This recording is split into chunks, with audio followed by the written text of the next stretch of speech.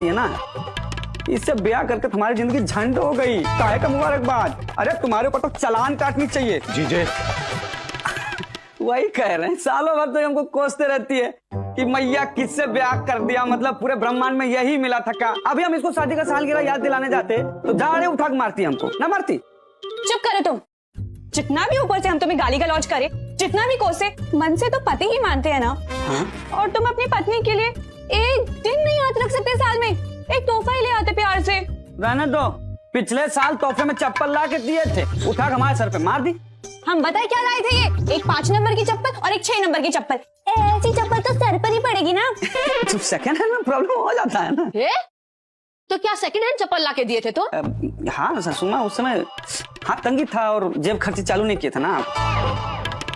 अरे वो सब छोड़ो, देखो क्या तुम्हारे चेहरे पे ना खुशी भी नहीं जचती है, पर गुस्सा माशाल्लाह क्या मतलब जलवे ढा रही है। ऐसा लगता है जैसे मलेरिया के मच्छर को चिकनगुनिया हुआ है।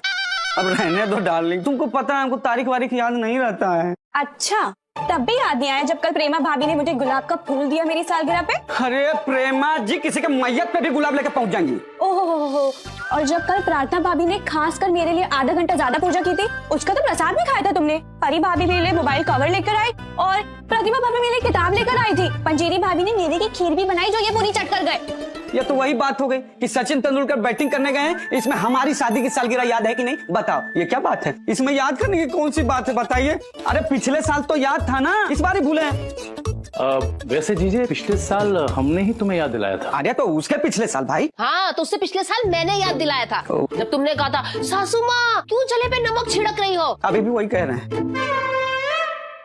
अरे डार्लिंग कुसुम, कुसुम, अरे मेरी प्यारी कुसुम माफ कर देना यार। प्यार जताने के लिए आपके जान दे दें क्या। अरे दुनिया से जाने की उम्र तो सासू माँ की हो गई है। जीजे अगर तुम जीजे ना होते ना तो कुसुम के पति ना होते, ये बखेड़ा ना होता। हम जान रहे हैं, हमको मालूम है। माफ कर दो ना डार्लिंग। टेबल जी कह दो ना कि मुझे कुछ सुनाई नहीं दे रहा, और आज के बाद कुसुम कभी प्रताप से सीधा मुंह बात नहीं करेगी। हाँ अरे सुनो ना,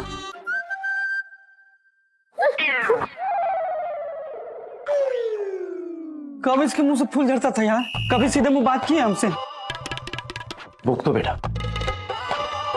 पूरा परिवार ही ऐसा है।